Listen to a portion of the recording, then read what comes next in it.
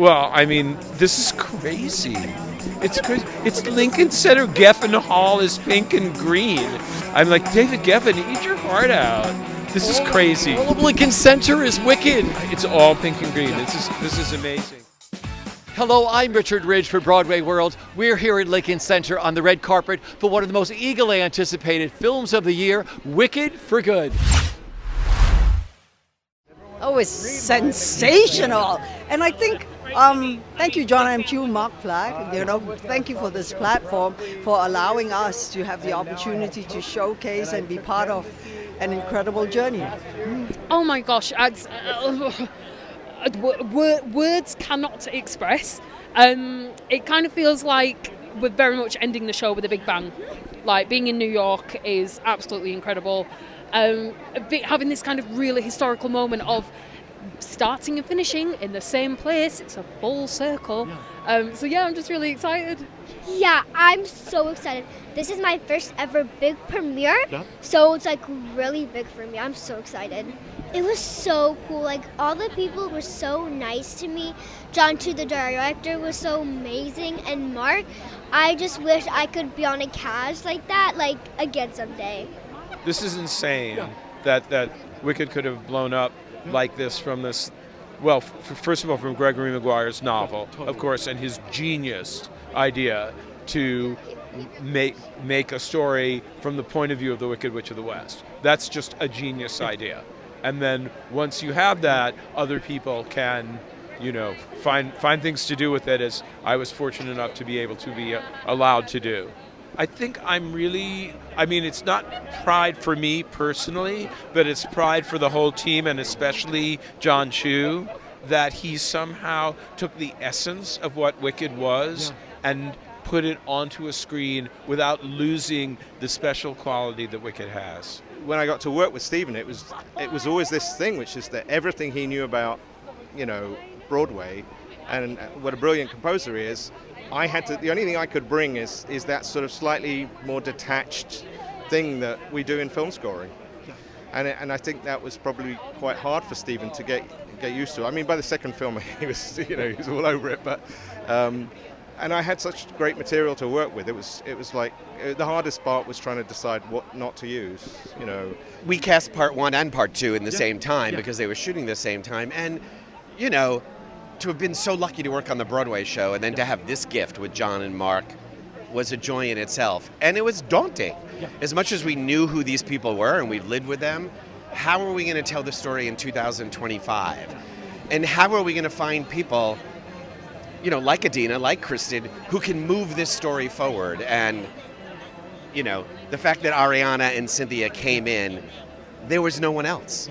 They are just so perfect in these parts, and they earned it, and they went through the casting process, which is what is the most important thing, is that people know that there was a process, and it could have been anyone, and those two women just earned it. They were great. What did you enjoy the most? Honestly, building the world of Oz, because it's been such an American legacy going back to the books by Frank L. Baum, right? And so we got to really look and see and collaborate with Mark and John about what does Shiz University look like? What does Emerald City look like? Like, what's the movement with Christopher Scott? So that was really fun. So I've known John Chu for 25 years. We met in film school at USC, and he is the most amazing human being, the most amazing leader. He always asks us to dream bigger than we've ever dreamed before, and I feel very lucky that he led us down the yellow brick road. I think the moment I'm most proud of is this split screen right after For Good, and we did it live in camera. We ripped apart the set so that both women could have this moment together. We didn't have to shoot one close-up and then the other, that they could have this moment at the same time.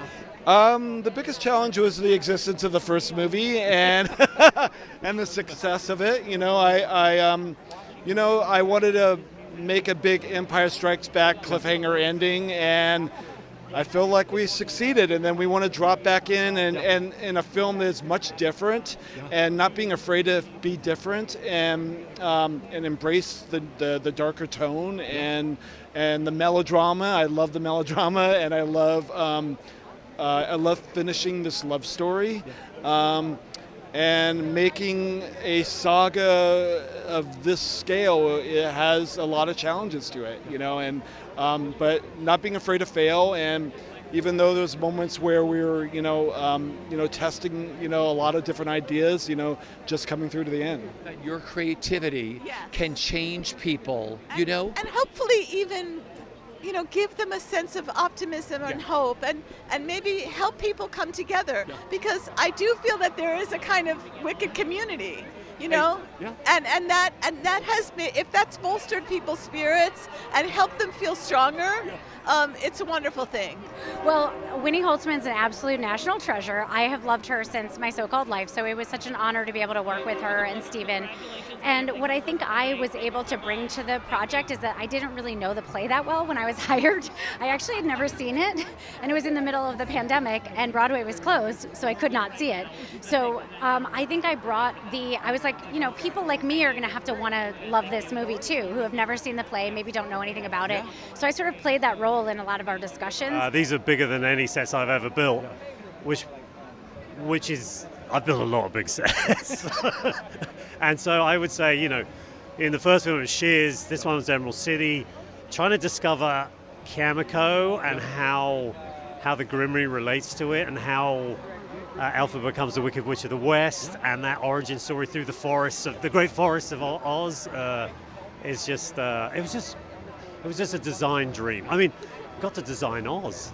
You could feel the difference as we were working on it, working with Cynthia on No Good Deed for some staging. It's not a lot of staging to do, but when we're in that room, just feeling her power and just the little nuances and the process was just so different, but then similar to the Oz Dust, where you're in this intimate space. And it just grew from there. Wonderful was a very life-changing experience. Getting to work with Jeff Goldblum, because that was a lot more detailed than Sentimental Man. And we got to find this new quirky side. I think we brought out a lot more elements. We got to work with magic. It was really, really fun. We're working with live on-camera vocal performances by these powerhouses in Cynthia Erivo and Ariana Grande and the rest of the cast, making that work in a way that feels seamless, feels compelling, feels like a natural extension of character, is something that we worked very hard to achieve, and I think we got it, and I'm super proud of that. It's 25 years of my life from the very first reading this month.